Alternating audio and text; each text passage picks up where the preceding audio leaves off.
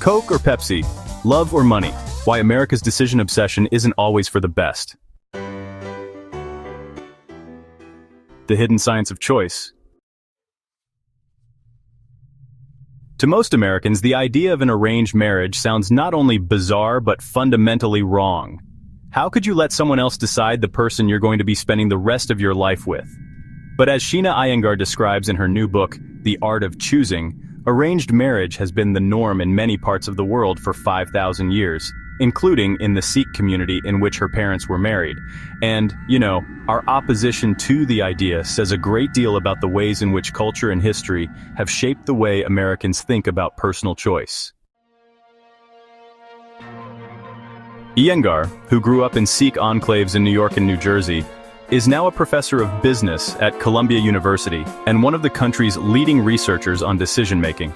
In The Art of Choosing, a broad and fascinating survey of current research on the subject, Iyengar stitches together personal anecdotes, examples from popular culture, and scientific evidence to explain the complex calculus that goes into our everyday choices, from picking our favorite soda to choosing our medical insurance.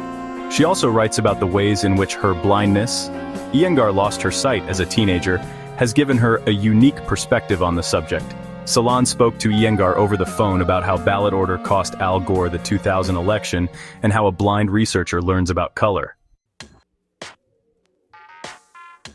Why did you become so interested in researching the way people make choices? Sheena Iyengar, VO.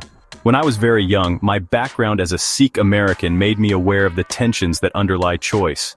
Being a Sikh meant having to do what mom and dad said, and going to temple, and mom and dad choosing who I would marry. But going to an American school taught me that I was the one who's supposed to make those choices. There was the constant tension between following my duties and giving in to my preferences. I was becoming aware of the fact that different cultures provide different scripts about choice. What expectations people bring to choice is one of the dominant themes of my research, along with the idea that choice has its limitations. When I was going blind, questions were constantly being thrown at me.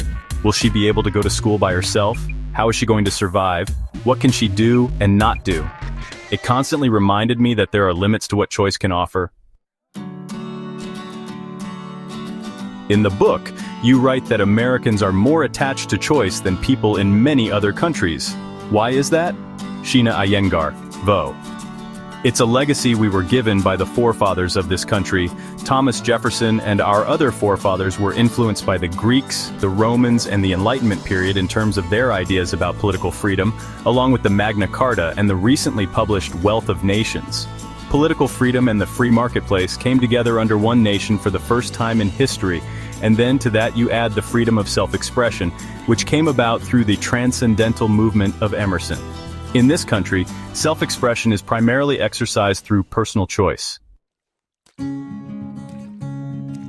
But this isn't the case in places like Japan, where, as you write in the book, children often prefer to follow directions rather than make their own choices. Sheena Iyengar, VO. The way we raise our children is very different, starting from the moment they're infants. In America, we tell our parents to bring their child home and put him or her in a crib. As they get older, children sleep in their own room, not in mom and dad's room. What are we training them for? It's independence, because that's what being empowered is all about. We give this script verbally and non-verbally. When they're learning to speak, we train them to answer questions like, what kind of cereal do you want to eat? By the time they're 5, we ask them, what do you want to be when you grow up? We're telling them that they need to learn to choose.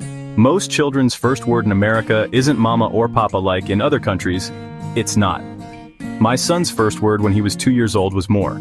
By contrast, in Japan, you don't sleep alone until maybe 8 or 9 or 10. You often take a bath with your mom until elementary school, and as for asking a child what they want to be when they grow up, you wouldn't think a child would be equipped to answer that question.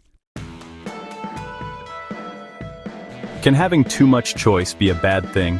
Sheena Iyengar, VO. There are times when the presence of more choices can make us choose things that are not good for us. For me, the clearest example is that the more retirement fund options a person has, the less likely they are to save for their old age. It's the same thing with Medicare and Part D, where the more options people had, the less likely they were to take advantage of the government's offer. That's where it becomes clear that this can actually be detrimental. One significant cultural difference with regard to choice is the way people find their spouses. You looked at non-arranged and arranged marriages in the book and came away surprisingly positive about the latter. Sheena Iyengar, VO. The model is so different that it makes it very tough to compare them. The arranged marriage will lead in theory to fewer quarrels because you know, for example, what religion you're going to raise your child in. In the case of a love marriage, love is supposed to conquer all. But what do you do when you have different opinions about how to feed your child or save money? What we can learn from the arranged marriage is the importance and value of compatibility. I think what the love marriage can teach is the importance of shared understanding. When I first moved to the United States from Canada, one of the things that struck me about American medicine was the surprising amount of choice I was given to decide my own treatment. As you write in the book, this is a fairly recent development. Is this a good thing? Sheena Iyengar, VO. You need to give patients some feeling of control during the medical process. They at least have to feel they're cared for and that their best interests are being accommodated and considered. But I think the final recommendation has to come from that doctor because when you're sick, it's very difficult for a patient to truly figure out what is the best treatment. To have the person who doesn't know anything about cancer make the decision about treatment raises a lot of potential problems. I think that goes to the core of the current American healthcare debate. A lot of people are worried that with public healthcare, they'll lose the ability to make those choices. Sheena Iyengar, voiceover. It's a big part of it, and it's something that constantly separates the Republicans and Democrats. Are we going to create healthcare which provides equal outcomes for all, giving everybody the same helping hand, or are we going to provide equal opportunity for all by removing both barriers and aid? Those are two entirely different scripts about what a fair choice is, and we hold to them very passionately. We're convinced the other side either doesn't see the truth or is naive. When Obama says we have differences of opinion that run deep, this is the difference of opinion. What constitutes a fair choice or a fair distribution of choice? We seem to be in an era where everybody is showing off their personal choices. Favorite movies, quotes, photos of themselves on Facebook. Are these self-defining choices more important than they used to be?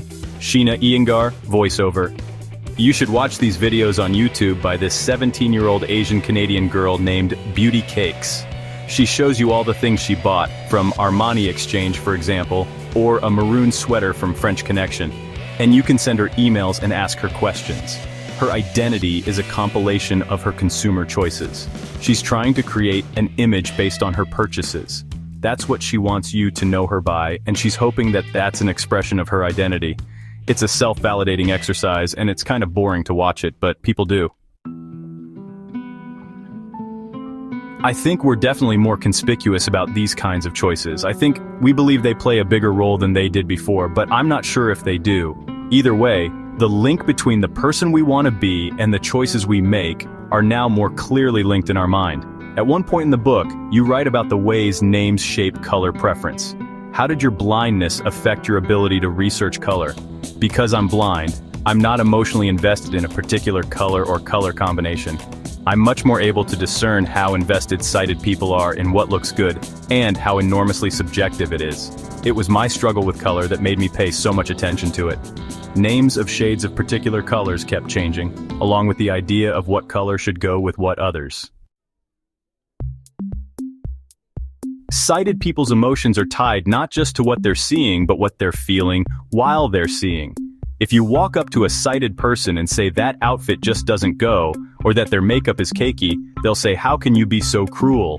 It's because you're commenting on the person's judgment. Now imagine if you're blind and you don't have an emotional investment in that. If somebody tells me my makeup is caked, I'll go, "Oh, I'll fix it."